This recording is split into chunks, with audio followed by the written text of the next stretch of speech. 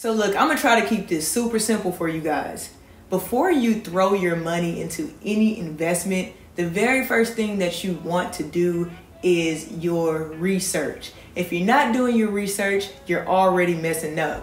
When I invest in art, I get a full spectrum of their artists. I understand it from so many different levels. I complete a market analysis, my personal market analysis, that allows me to know whether I want to invest in this artist or not. So today I'm gonna break down how I do my art market analysis with you guys, and we're gonna actually complete one on Michel Basquiat. Let's get right to it. So what's up, y'all? It's Mariah Elise, and I'm back again with another video talking about the art market. I never get bored talking about this stuff, and I hope you guys never get bored listening.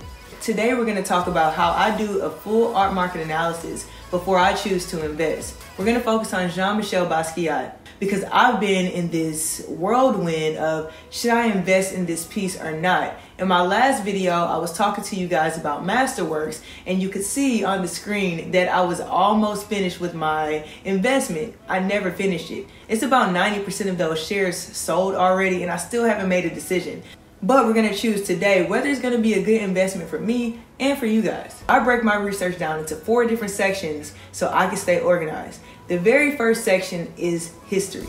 You wanna understand where's the artist from, what is their background, what's their parents like, what was their upbringing like. The next thing that I like to understand is their narrative. I really wanna gain an understanding of their perspective and what has influenced them. The next part is taking a look at their CV.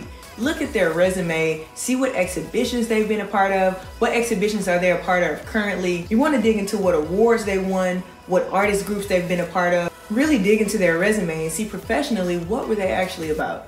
And last but not least, I look at their market value. And when you're looking at the market value, you want to take a look at where their market is, meaning how much is their work selling for right now, and over maybe a span of 20 years. Has the prices of their work fluctuated? Has it stayed pretty steady? Has it been going up and down? What has the value of their work been doing over this time span of years? Those 4 things really help me get to a point to where I know, do I want to invest in this artist? Do I not? Maybe do I want to wait? Or is their work, maybe do I want to wait? Is their art a little bit overpriced right now? Is it underpriced? So is it a really good time to buy? This helps me answer all of those questions. So first things first, we want to really dig into Michel Basquiat's history. So as most of us know, he was born in Brooklyn, New York in 1960. That already tells us a lot about what his upbringing could be like as an African-American man growing up in Brooklyn, New York. Now to add to that, Michel Basquiat's dad was Haitian and his mom was Puerto Rican. That led him to speak 3 different languages. That's English, that's French, and that's Spanish. That's already making him a well-rounded, cultured young man. So I really like to skip a lot of his childhood and jump right to when he was a part of a graffiti duo called Samo. Now to me, what was really interesting about Samo, they wrote enigmatic statements all over New York. They were memorable, they were philosophical. They weren't just tags. And people started to recognize them, and they seen them, and they remembered them. And so these guys really became famous for what they did as the duo Samo. It's important to know that Basquiat separated from the group and started to do his own thing. I'm definitely skipping over a ton, but we'll have to cover that in another video. I really want to get to the second part of my research, which is understanding their narrative. Now, Michel Basquiat was influenced by sports. He was influenced by politics. He was influenced by his own upbringing. He was influenced by philosophers. He was influenced by spiritual, and he really didn't get into the idea that a lot of this stuff was true, and he challenged it. He really challenged it. And that, in conjunction with his background in Samo, really started to shape him as an artist. He stopped being a graffiti artist, but it still showed up in his work. So his influence from musicians to police brutality and cops and jazz musicians, and the list goes on and on. Other artists, contemporary artists, public figures, prophets, kings and queens, royalty. He was inspired by so much. And if you really look at his work, you see how much he studied. And that to me is one of the most important things about an artist, is that they're studious. So not only am I digging into his history, I'm starting to understand his narrative, I'm starting to like his narrative. Now after that, I want to get into his professional career. Now we all know that Basquiat passed, but I see that since 2007, this man has been in 33 solo exhibitions. That tells me a ton. He's been in over 190 group exhibitions until this day. Right now, currently, he is still in exhibitions. He is still very much wanted in the art community. People want to see his work. They want to collect his work. People are extremely interested in him. Not only is he in these exhibitions, you have writers still writing about him. Since 2007, he has over 50 articles being written about him. So the very last thing to get into is going to be the market research. Now we want to see what the patterns of Jean-Michel Basquiat has been. What's he selling? How much is he selling for? What is his price realized? What are his prices realizing at an auction? Is he selling in galleries? So many questions. So I use a tool that I've come to really love that I really want to share with you guys. Now I do pay like a $40 per month subscription on this, but it really allows me to know what's going on with the artist that I'm looking into. So the website is called Mutual Art, and I'll put a link for that in my description below. Guys, if you haven't already, go ahead and thumbs up the video. Please make sure you subscribe to my channel. It's very important to me. I would really love the support. So we're on mutualart.com, and what I'm gonna do right now is take a look at the change in total sales and the number of lots offered and sold. So guys, we're on mutualart.com right now, and the very first chart I want to look at is the change in total sales and the number of lots offered and sold. Now a lot is just the piece that's being sold. That's just the jargon for it. I'm sure I'm going to do another video about jargon so you guys don't get so confused when I use certain words.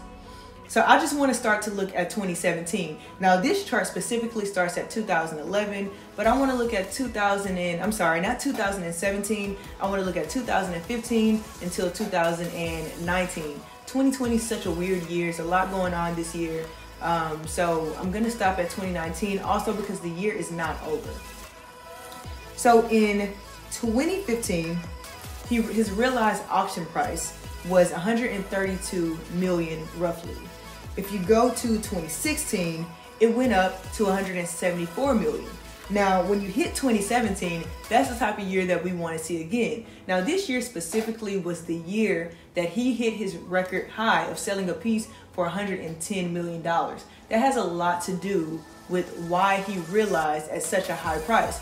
But what I also want to point out, without that piece selling, he still would have gone up in value. 2017 realized at $359 million. Not exactly, but right around. Now, something else that's really important to look at is how many lots are being offered. Is he offering a lower amount of lots or a higher amount of lots? And that tells us if he's offering a higher amount of lots and he's realizing at a higher price, he's probably selling at a lower number. So you want to pay attention to that as well.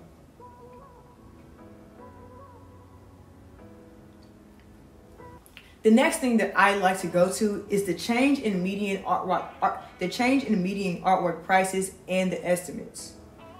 This chart pretty much just tells you the same thing. It's his work realizing higher or lower. You see from 2015 to 2019, he definitely goes up, then he takes a significant drop in his sales, especially in 2020. 2019 was not a good year for him, neither was 2018, but 2019 was an all-time low. So I believe after he hit that all-time high in 2017, people decided to take a break on buying Basquiat's, and they're probably holding their pieces and gonna just decide to sell a little bit later. So if you bought in 2018, either you bought at a lower estimate. If you bought at a higher estimate, my heart goes out to you, but you should have been doing your art market research. And that brings me to my favorite part of the charts.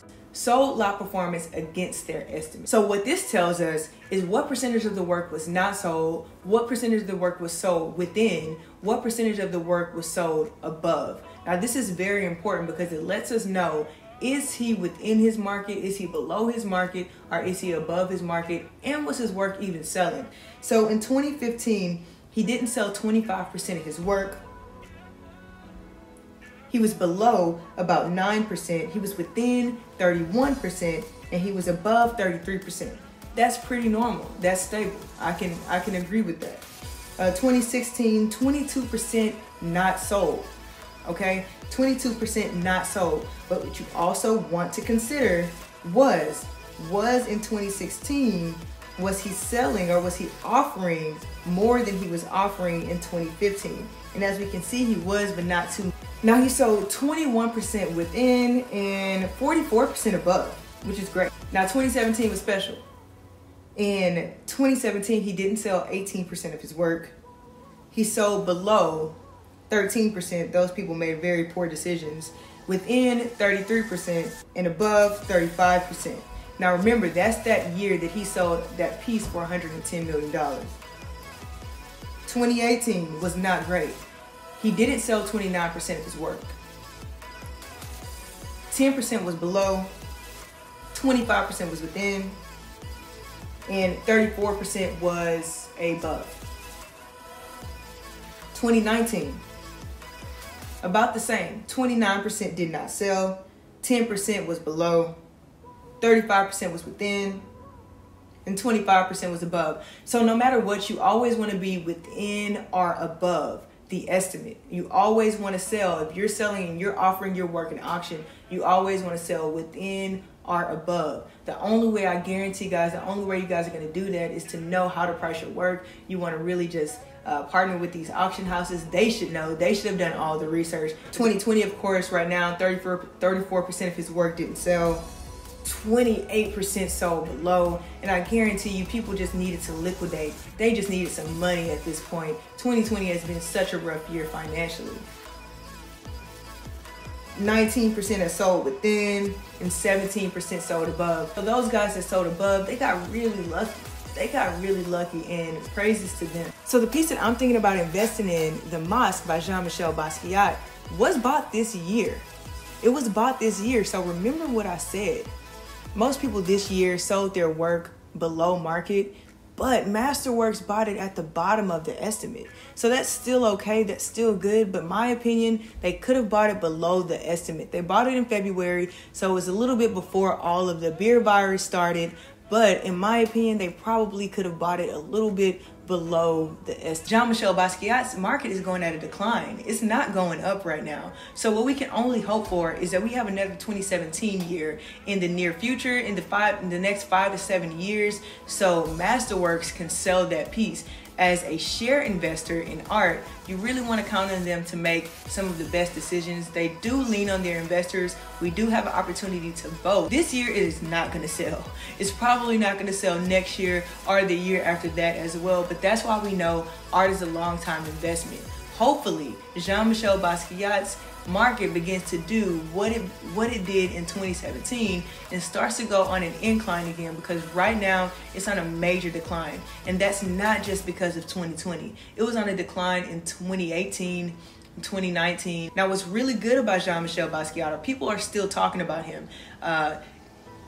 People are still talking about him. Viewers still want to see him, and collectors still want to collect him.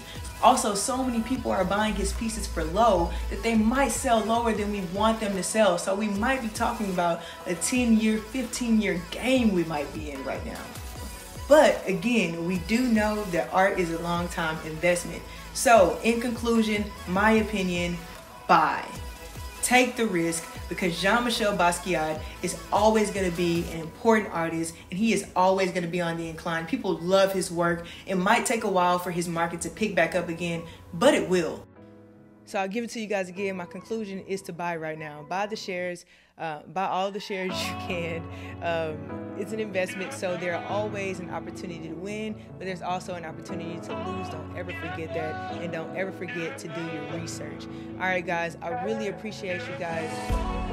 All right, guys, if you like this content, I know we were pretty long today, but if you like this content, go ahead and press the like button, press the subscribe button. You'll get more content from me every single week. I love you guys. Thank you guys for being here with me today. And thank y'all for being on this journey with me. I'm trying to reach 1,000 subscribers, so tell your friends, tell your mom, tell your dad, tell everybody about this. In fact, let me know what you're investing in. Let me know if you see something I say that you don't agree with. Let's talk about it. Let's have some dialogue down in the comments. All right, guys. See you later.